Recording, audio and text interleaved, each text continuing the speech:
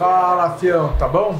Então, estamos aqui de novo na Alvenaria para Todos, edição especial FEICOM 2024.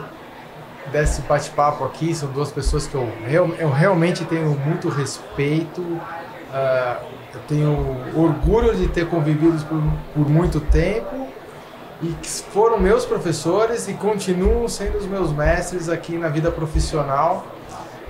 A gente vai conversar agora com o Cláudio Mitidieri e com a Luciana, tá? Os dois do IPT foram meus professores no mestrado e eu tenho muito orgulho de ter sido orientado pelo Cláudio. Eu fui orientado pelo Cláudio, eu tenho muito orgulho disso e a gente vai bater um papinho com eles um pouquinho agora. Então, obrigado. Primeira coisa, obrigado por vocês terem aceitado, muito obrigado mesmo. É uma honra estar aqui com vocês. Vocês terem aceitado esse convite e eu vou trazer o miminho Obrigado. Do podcast, do nosso Alvenaria para Todos. Legal. E, por favor, Cláudio, Lu, se apresentem. Sou eu primeiro, primeiras damas? Primeiras damas. Bem, meu nome é Luciana Oliveira, eu sou pesquisadora do IPT, gerente técnica do Laboratório de Tecnologia e Desempenho de Sistemas Construtivos.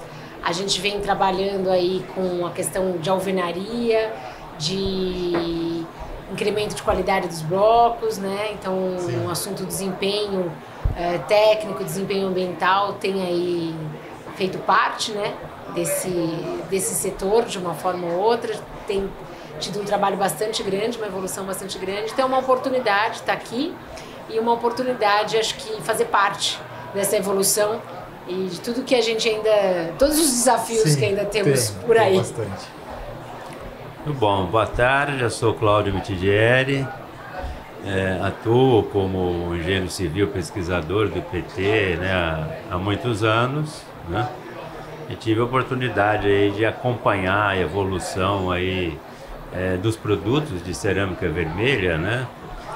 Ao longo desses anos, não só a evolução dos produtos, a evolução da própria execução da alvenaria, né? E sempre atuamos muito também com o desempenho das edificações, né? Tivemos a oportunidade aí de participar de todo o desenvolvimento da norma de desempenho, todo o desenvolvimento dos programas da qualidade, né? Seja no PBQPH, seja dos programas regionais da qualidade, né? E atuando também com produtos inovadores na construção. O Cláudio é a história viva da que a alvenaria com bloco cerâmico veio desenvolvendo no Brasil há muito tempo, né, Cláudio? Você passou desde o Código de Práticas, passou pela norma de desempenho, toda ela, né? Todo esse processo.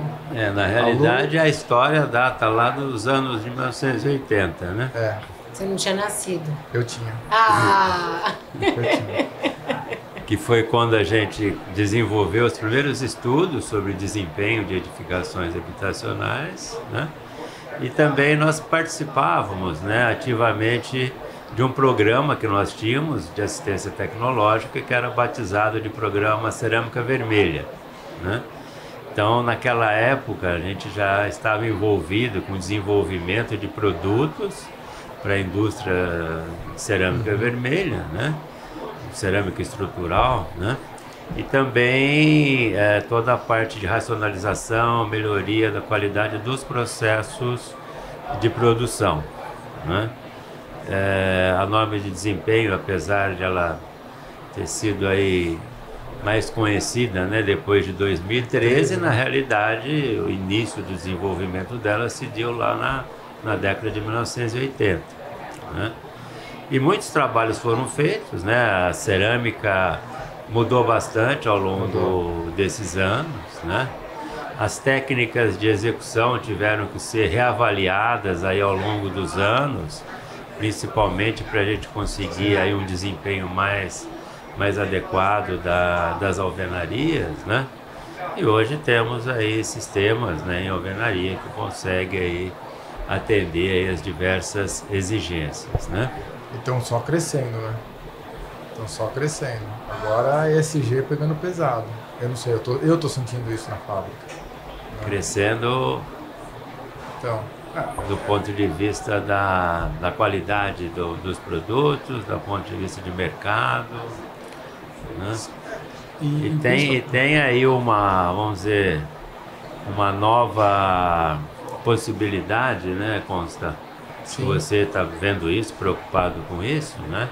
É como até fazer determinados elementos construtivos que você possa fazer uma pré-fabricação em fábrica. Obviamente o bloco é um produto industrializado, né? Mas que você possa também agregar valor aí, fazendo talvez painéis cerâmicos que possam ir prontos para a obra. Depois o pessoal não sabe, né?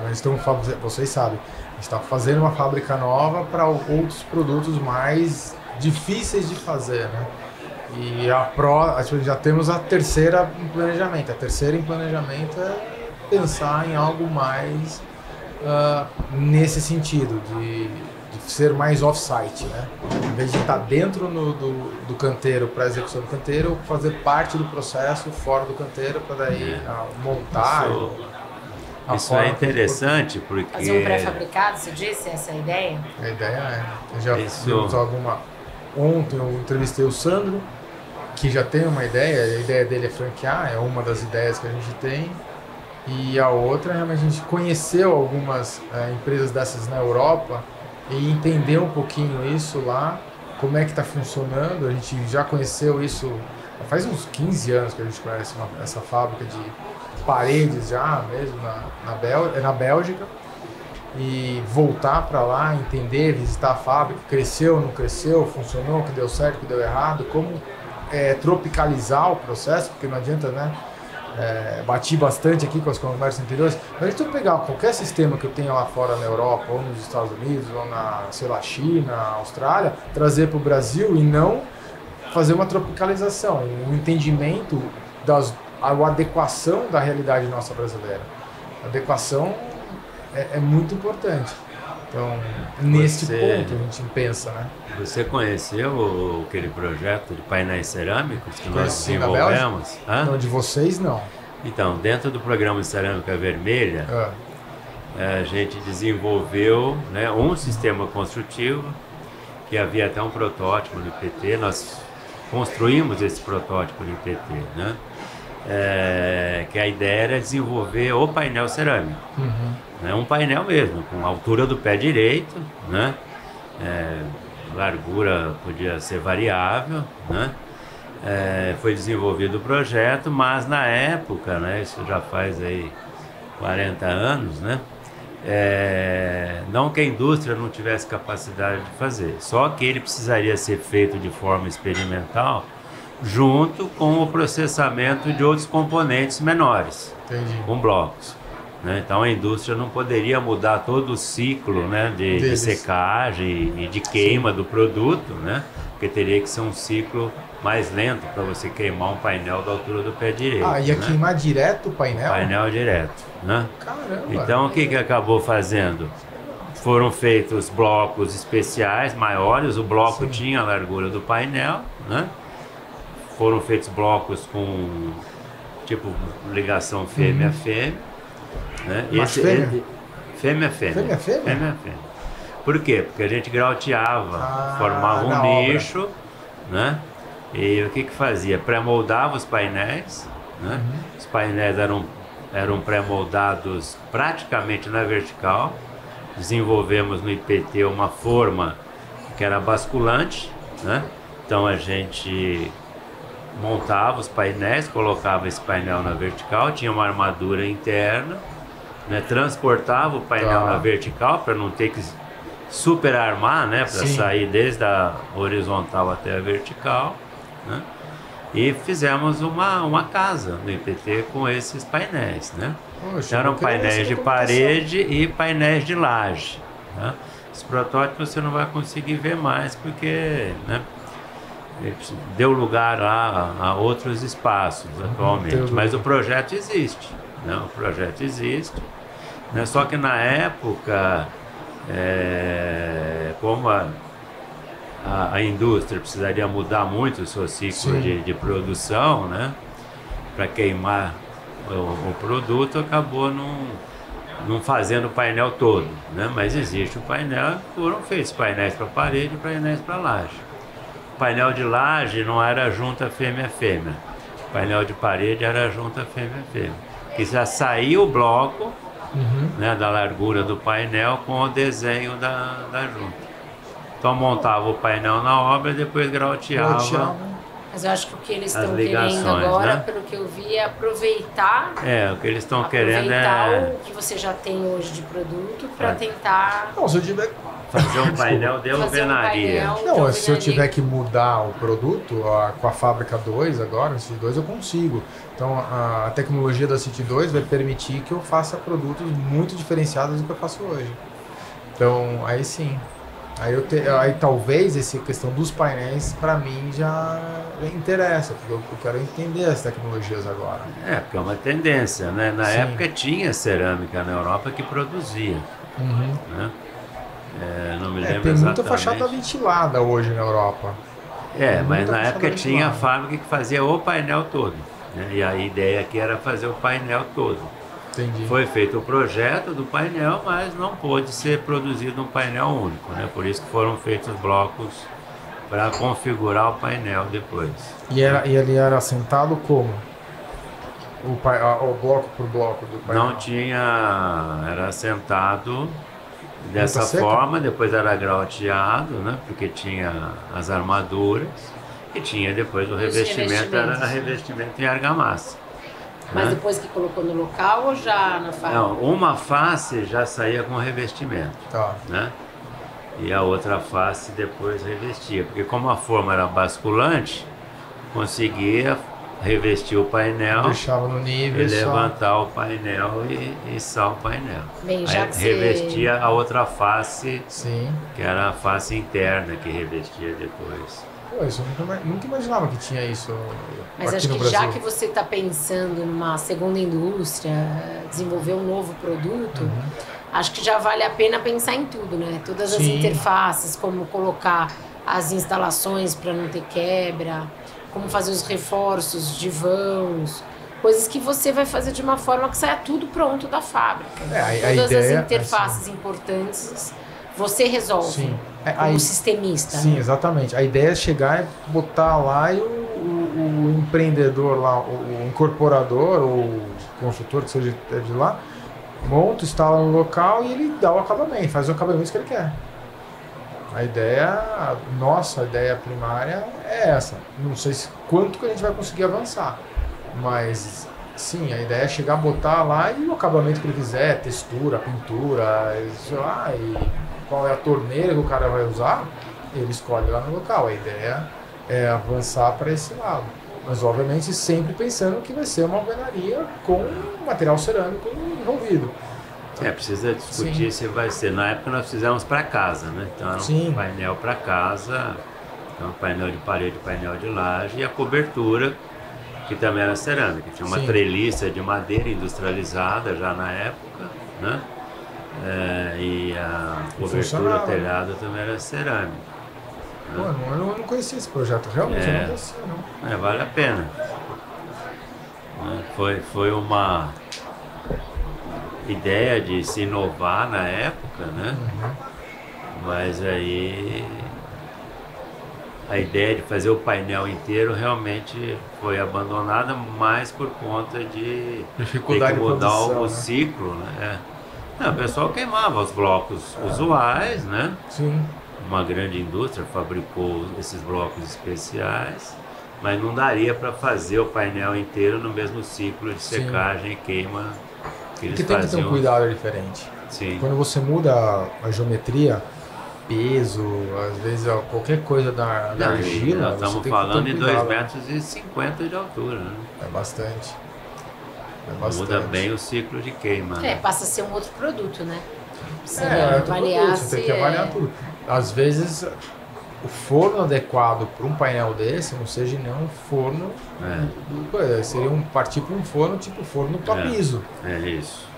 Na época a preocupação nossa era fazer o painel. Então, como não deu para fazer o painel inteiro, fez pedaços, mas o que a gente queria testar era realmente o painel, né? Sem junta, agora minha pergunta vem, sem junta no melhor desempenho acústico? Essa parte de junta? Com número menor de junta deve melhorar o desempenho acústico. Ah, sim, né? Na época a preocupação era mais do ponto de vista de, vamos dizer, fazer algo que pudesse representar o painel. Tá? Infelizmente tinha juntas, mas foram feitas todas as análises e todos os ensaios de desempenho na época. Não tinha norma de desempenho, mas a gente já tinha todos os critérios que foram desenvolvidos no início da década de 1980. É que o pessoal acha que a norma de desempenho ela brotou, né? Em 2013, do nada, tipo um cogumelo no jardim, brotou do nada, da noite pro dia apareceu. Puff. Não, a maioria das pessoas vai, mas é verdade, o mercado aqui, de maneira geral, você percebe que o consenso, a ideia das pessoas, da onde surgiu isso? A história é longa, é a mesma coisa. Muitas análises foram feitas com os critérios e tal, antes de virar norma. É que isso foi desenvolvido na época pensando em inovações. Sim. Né? E com a norma passou a valer também para os produtos usuais, né? Que faz sentido, né? É óbvio. Como está baseado em exigência do usuário. Né? Exigência do usuário é qualquer situação. Não interessa se o cara vai fazer a parede de bloco, de parede de concreto, sei lá, que nem a Maria gosta de falar, de palitinho de picolé, né? Pode ser de qualquer. É a exigência do usuário que manda. Então a indústria já investiu muito, né? E agora é realmente pensar aí em novas tecnologias, pensar na questão ambiental, né, Lu? Que também é importante, né? A Lu que participou mais da parte ambiental, né? Sim.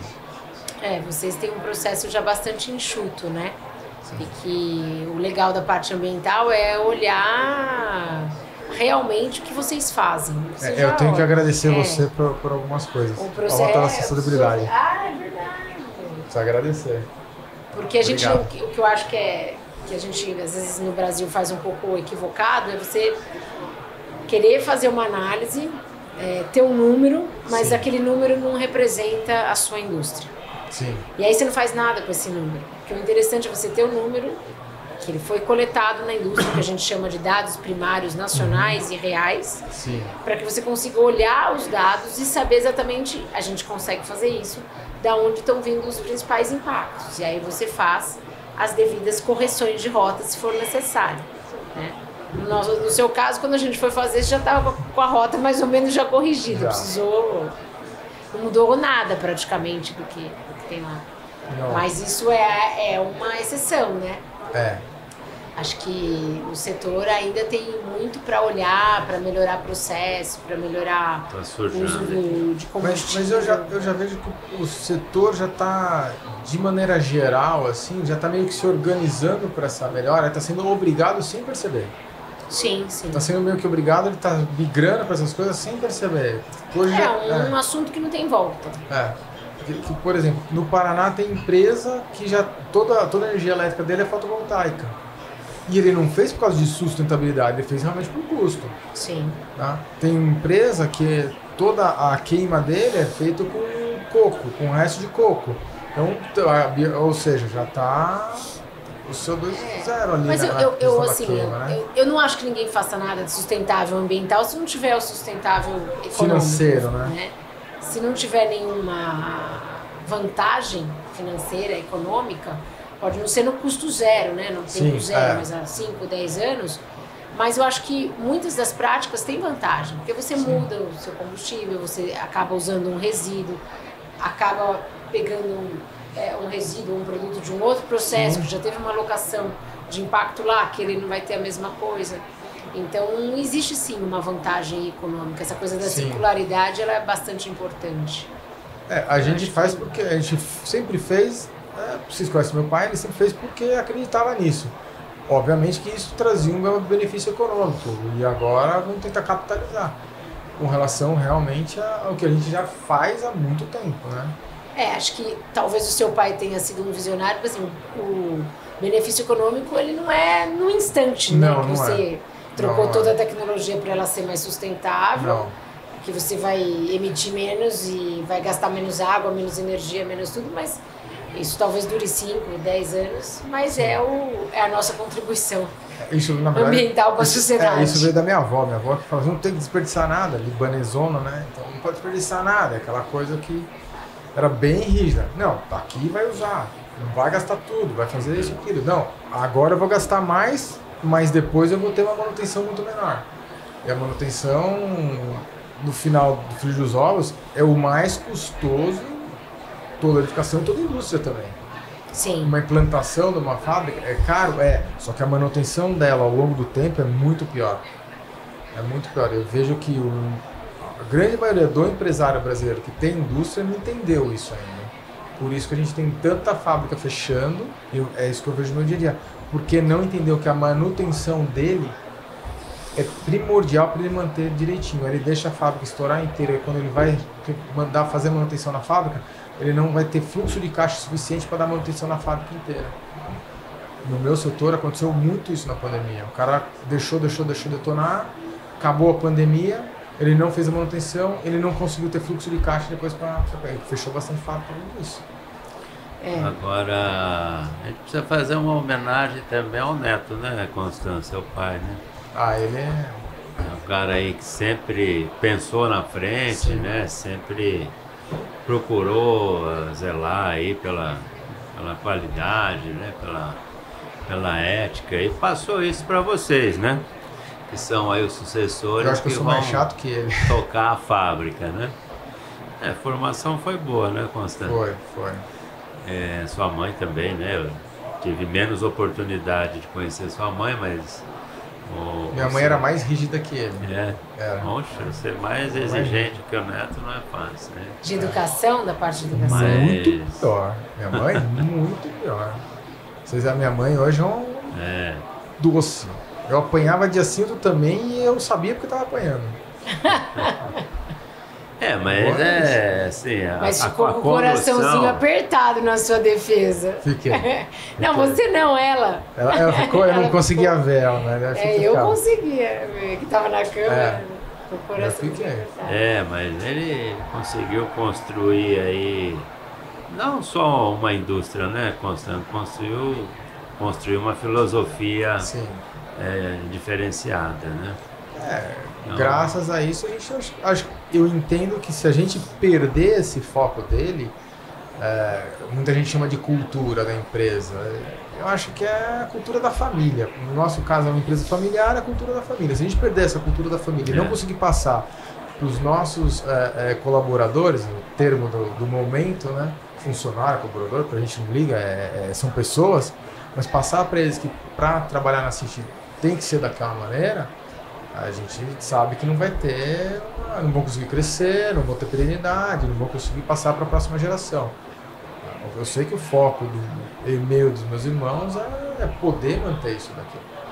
Então, eu acho que tem duas coisas que vocês fazem que são importantes. A questão da manutenção e do cuidado com a qualidade dos blocos, das peças, do processo, da manutenção da fábrica, das pessoas que a gente já pôde ver, e a questão da informação. Acho que muitas vezes a gente vê que vocês e outros parceiros têm a preocupação de informar. Apesar de ser um processo construtivo, entre aspas, convencional e milenar, né, tem muitas das informações que às vezes a área técnica não sabe. Não. Então essa questão de fazer um código, apoiar um código de práticas, apoiar junto com o setor, fazer um manual que tenha todas essas informações, você colocar e treinar os seus funcionários, as construtoras, os projetistas, levar essa informação eu não sei se é uma missão de vocês, mas é uma coisa importante que vocês fazem e vai precisar continuar fazendo. Essa parte de transmissão da informação dentro da fábrica é mais uma coisa que veio depois que eu entrei. Porque, como todo bom ceramista, sempre é muito para dentro, olha muito para o umbigo, né? Vou fazer o que está acontecendo fora da fábrica. Então, quando eu entrei lá, eu entrei para ajudar. Quando foi a transformação, era 2 fornos menores, pegar o forno de fora, trazer o forno da Direx, implantar um forno realmente que é o único no Brasil hoje, no sentido de todos os controles, toda a tecnologia que a gente tem.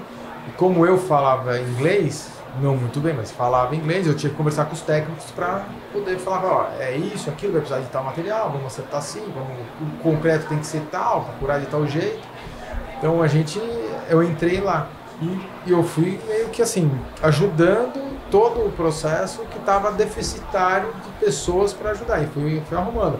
Depois eu passei para administração, da parte, acertei a parte de RP na época, passei por um processo de troca de 3 RPs, e daí eu fiz um MBA, gestão de equipe comercial, mais comercial, para pegar o comercial, porque o comercial, quando eu comecei a olhar a forma da gestão comercial do setor, não só da City, do setor, era algo que eu vi assim, não vai ter futuro.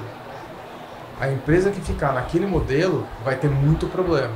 Então aí mudei também completamente a ideia de como trabalhar o comercial. Tá? Mudei pessoas, obviamente que eu tenho pessoas de muitos anos lá, que estão desde o começo da City lá, do comercial. Mas algumas eu troquei, montei uma outra equipe que trabalha junto comigo do dia a dia mesmo, e montei o que eles chamam de máquina de vendas, mas isso é um termo antigo também, é só entender e estruturar como se fosse uma linha de produção, a venda, né? E a gente olhando para o mercado, aí eu fui entender, porque daí eu consigo olhar para o mercado com calma, que precisava muito dessa informação. O mercado, de maneira geral, ele precisa dessas informações que a empresa pode produzir, que não é que todos que tenham, mas pode produzir e passar para o mercado de maneira assim mais consistente e correta. E vem dando frutos essa relação de a City vai lá, passa os números corretos, tem muita amizade com o IPT, vocês sabem também com o ITT, com outros laboratórios, porque dependendo de cada setor, a gente precisa muito da ajuda de parceria de laboratório como vocês. Precisa muito, então, porque a gente não vai conseguir os dados sozinho. Não. E agora tem um novo desafio, né? Que esperamos poder contribuir. Sim. Que é a padronização dos blocos, né? Essa é uma coisa que eu precisava discutir até com você. Produtos padronizados, né? Com desempenho conhecido, né? Eu acho que o mercado espera... Puxar o setor para cima, isso daria o mercado espera um pouco isso, né? Sim. Tivemos a oportunidade de participar desse workshop, né? Levando lá uma série de informações sobre desempenho que às vezes o mercado desconhece, né? Como as 20 fichas de avaliação de desempenho, né? De vários tipos de alvenaria, né? Mas agora nós precisamos voltar realmente a discutir a questão da padronização dos produtos, porque o setor tem que se organizar dessa forma, né? Sim. Fazendo produtos padronizados que você previamente conhece já o desempenho desses sistemas de alvenaria feitos com determinados tipos de produto. Agora, as FADs, a gente podia pensar numa forma de dar mais divulgação nessas fichas de avaliação de desempenho. Sim, a gente tem. Porque o que me surpreendeu lá naquele evento é que várias pessoas ali presentes não sabiam o que eram. Eles não fazem ideia. E não sabiam nem como chegar lá, né? Então isso significa que nós não estamos comunicando bem. Nem nós como IPT, nem vocês como segmento, nem o pessoal do PBQPH. Mas eles disponibilizam o site deles e tá lá, é público. Talvez seja um papel mais nosso. Só enxerga quem sabe que está lá. Ou que está a no gente site tem falado da nas nossas disciplinas lá no mestrado. A maioria não conhece. Quem faz o mestrado conhece. Depois que concluiu, mas depois que passou pelo mestrado, né? Sim. Mas antes que chegou lá... 0,1% da população brasileira que passa pelo mestrado. Bem menos. E não é todo mestrado, e provavelmente não é todo mestrado na área de construção civil, de engenharia, que vai lá e tem essa... A gente aborda tudo isso porque a gente viveu tudo isso, né? E é importante você falar em qualidade de produto, né? Qualificação de produto, conformidade de produto, desempenho de sistemas, né? É super importante, né? Sim. Acho que o mercado hoje absorve muito mais isso, né? Eu vejo assim, o mercado, ele é meio, assim, é engraçado, porque eu vejo assim, às vezes não, a grande maioria das vezes, é tudo por achismo. É tudo por achismo. Quando vai fazer essa relação com o mercado, você vai falar com o diretor técnico de uma consultora, não, mas eu acho, vai falar, não, mas é assim como? Qual foi o número que te deu essa certeza? Qual foi o documento que não, mas eu aprendi isso lá atrás com fulano, que aprendeu com Beltrano, e foi trazendo uma cultura assim, não, mas espera aí, o número que você está falando desse sistema aqui é isso e desse outro sistema é esse. Você pode ver que até pode ser correlação maior, né? Não tem mais espaço para isso, não tem mais espaço. Antes se falava tem que matar a cobra e mostrar o pau, né? Eu digo que tem que matar a cobra e mostrar a cobra morta. Você não pode mais matar a cobra. Eu fui quase picado outro dia por uma cobra, mas respeitei a cobra. Dei um jeito de passar longe dela depois, né? Mas é isso, né? Não tem mais espaço no mercado para um discurso vazio. Tem e a evolução de vocês foi trabalhar, vocês, eu digo, várias empresas do setor cerâmico, né? Foi trabalhar nas informações. Vocês têm muitas informações geradas. Então acho que agora a gente precisa comunicar que existe essa informação. Até para a escolha dos materiais, escolha dos blocos, escolha dos fornecedores, dos sistemas. É que como todo tradicional, assim, que eu falo assim, ele é mais fechadão, né? O ceramista de maneira não é marqueteiro. Eu brinco que até a indústria cerâmica é um pato. Tem um ovo melhor que a da galinha, mas a galinha vende mais porque a cacareja é melhor. É verdade, gostei dele. Mas é uma forma de ver. E eu queria só pedir para Lu explicar um pouquinho o que é o SIDAC, como usar ele, porque assim, a gente fala muito dessa questão de sustentabilidade e explicar aqui pra gente como é que funciona o SIDAC, como é que você acha os dados, como é que você extrai esses dados e como é que você imputa os dados da sua empresa, que eu acho que é muito válido para a gente passar essa mensagem da mesma forma que a gente divulgando a questão da qualidade. Agora a gente tem a opção de divulgar a questão da sustentabilidade. Pergunta difícil. Chama os universitários? Não, para responder é fácil. Bem, na verdade, o SIDAC ele foi criado para ser um sistema de informação de desempenho ambiental da construção, né? Então, ele é um sistema de informação que a ideia é que ele seja evolutivo, porque a ideia é colocar informações ambientais de materiais de construção, de execução e no futuro de pós-uso. Nesse momento ainda está na fase materiais de construção, né? Foi um sistema de informação subsidiado financeiramente, né? Foi desenvolvido por várias universidades, com a coordenação da Poli, com a participação do EPT, mas subsidiado por uma agência estrangeira que trabalha com o Pacto de Paris, com o apoio do Ministério de Minas e Energia e, na época, o Ministério do Desenvolvimento Regional, hoje o Ministério das Cidades, né? Então, foram várias pessoas, vários pesquisadores envolvidos que criaram e buscaram uma série de informações a respeito de dados ambientais de materiais de construção. Então, foram escolhidos, a princípio, agora não vou saber exatamente o número, mas são 12, acho que são 12 tipos de materiais. 12 setores. 12 categorias, categorias. Né? Então, por exemplo, categoria de bloco cerâmico. É uma categoria, mas aí eu tenho 3 ou 4 tipos de blocos. Telhas, é uma categoria, mas eu tenho acho que 4 ou 5 tipos de telhas, né? E o princípio, esse SIDAC hoje ainda, ele tem informação a respeito de emissão de CO2 e de consumo de energia, né? Ele não é todo o espectro de todos os impactos possíveis, mas a hora que a gente trata de emissão de CO2 já é um ganho baita enorme, né? E acho que o principal princípio dessas informações é que elas foram feitas usando um método de avaliação que a gente chama de ACV, mas uma ACV mais simplificada, considerando bem o contexto nacional e o contexto da construção. Então você colhe dados básicos de energia, de consumo de energia para a extração de materiais, para a produção daquele material, para transporte, quantidade de materiais e assim por diante. Então são dados que os fabricantes de produtos têm. São coletados ao longo dos anos e faz algumas contas para poder chegar e é facilmente verificável. Então assim, todo mundo que quiser pode fazer, coletar esses dados, obviamente tem uma metodologia por trás para a gente conhecer os indicadores ambientais do fabricante.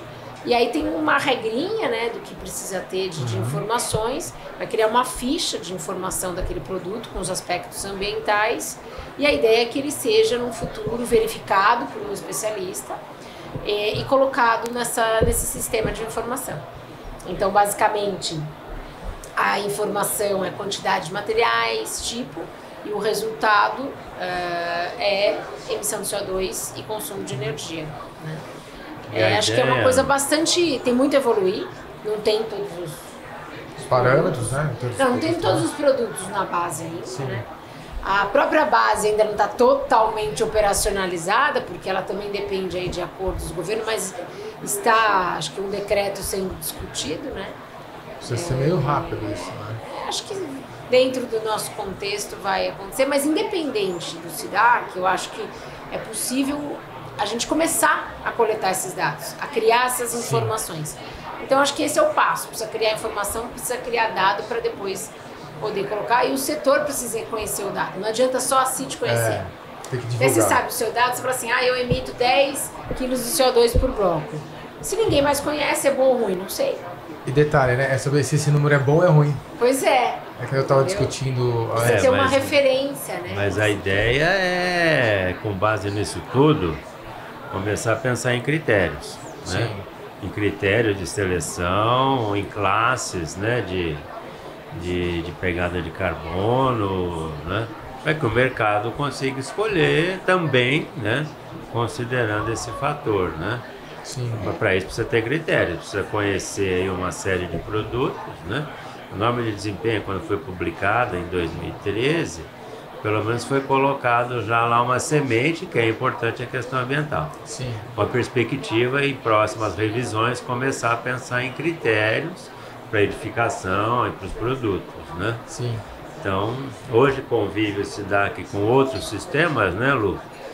Que tratam também do mesmo assunto, mas o importante é que a gente venha no futuro próximo aí começar a discutir critérios que possam balizar a escolha. Se não critérios, vamos dizer, absolutos, né? Mas pelo menos critérios relativos que a gente consiga categorizar os produtos. Você consegue pelo menos mapear ele, né? Acho que tem uma informação importante, né, que precisa ser dada a respeito do SIDAC, porque hoje ele está lá, está público. Acho que é sidac.org.br, né? Acho que é isso. Está público, só que os dados que estão lá, eles são dados genéricos. O que significa? Eles são dados setoriais, né? Ele não é uma média, ele tem o mínimo e o máximo. Então o setor está ali dentro. É uma faixa. Ele não tem dado específico. Aí a próxima fase é ter dado específico. Então, hoje, se você tiver o seu dado específico, você consegue saber onde eu estou na escala. Saber onde você está na escala, se precisa melhorar ou não. Se tem espaço do seu processo melhorar ou não. Eu acho que isso é bastante interessante, né, para a evolução. Acho que para marketing também. Lógico. Para a evolução de algumas vagas. É que como está muito em voga, muito na norma, obviamente, se você não capitalizar em cima disso, você está perdendo uma oportunidade. Tem que ser capitalizado. É real, né? Não é que marketing pelo marketing. Né? É uma informação importante do produto. Exatamente.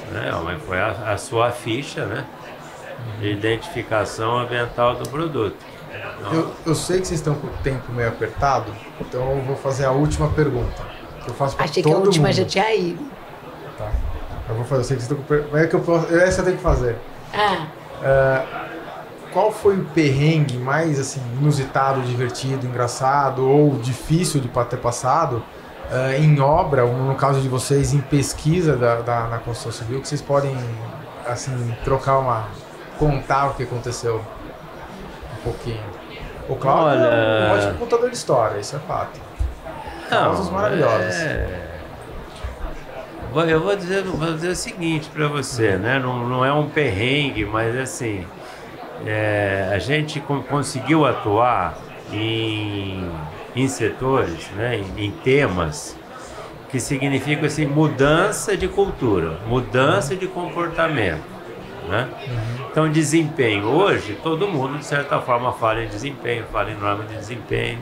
Só que foi muito difícil isso no começo. Foi. Né? Então, é uma mudança de cultura. Você não está pensando mais no seu produto, se ele é em aço, se é madeira, se é cerâmica. Você está pensando no desempenho, né, daquele sistema que vai usar o produto. Então, foi assim, uma mudança muito grande de cultura, né, de paradigma, né, que isso demorou muito tempo para ser vencido, né?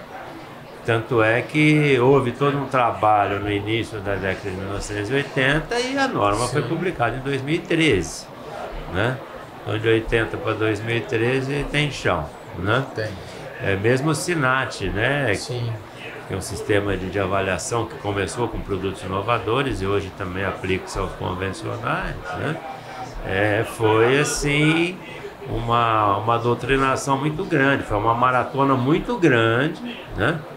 De realmente Que até hoje a gente tem que implantar isso tudo. A gente acha que é que foi super importante, né? Mas assim, não é uma coisa que nasceu do dia para a noite. Então houve aí sangue, suor e lágrimas, né? E momentos de muita felicidade também. Mas, né, esses processos que envolvem mudança de cultura, né? Dói, né? São longos, né? Então a gente tem que ser perseverante, né? Então isso aconteceu com o desempenho, aconteceu com o SINAT, né? Está acontecendo agora com a questão ambiental, né? Até você criar, né, uma nova cultura, criar parâmetros e o setor, né, da construção civil absorver, leva tempo.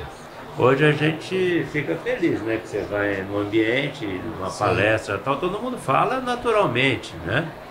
Então hoje aqui na palestra, né, a pessoa que estava com você lá, né, e o outro também falou, né, da década de 1990, que teve isso, teve aquilo, que foi implantado pelo IQPH. Na realidade, a história é bem anterior. É bem anterior, né? Na realidade, começou com toda essa discussão no estado de São Paulo, com o Qualiab, né? Depois, mas assim, é uma mudança de, né? E isso funcionou, deu certo, né?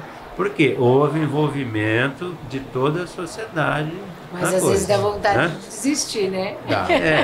Mas houve envolvimento de quem constrói, de quem projeta, de quem analisa, de quem ensaia, entendeu? Não, mas eu tenho uma história engraçada disso. Quando eu tenho vontade de desistir, eu vou pra cozinha. Vai pra cozinha, boa ideia, eu vou correr. A gente nunca jogou a toalha, né? Em acho que foi 2011, 2012, eu tive a oportunidade de fazer um estágio no exterior, na França, para aprender essas questões ambientais. E o SINAT já estava funcionando. Aí quando eu voltei, óbvio, quando eu cheguei lá, fiquei super contente com o que eu vi, mas descobri que nada deles a gente podia usar, tinha que começar tudo do zero aqui. Aí eu cheguei no IPT, o pessoal não acreditou muito em mim, e aí eu fui fazer uma apresentação, tinha um cliente que gostou da ideia, conversei, ele me convidou para fazer uma apresentação. Luciana, vamos lá falar com o setor. Aí você já fala que nós temos que fazer uma diretriz e você já fala do ambiental. Vai ser um sucesso. Saí pela porta dos fundos. Quase apanhei. Mas difícil. Hoje isso fazem o quê? Mais de 10 anos. Só que lá eu quase apanhei, mas de alguma forma o setor super evoluiu e hoje tá fazendo tudo que lá atrás achou que era uma besteira. Mudança de cultura. É legal pra gente ver isso, essa evolução. A gente vê essa evolução. Sim.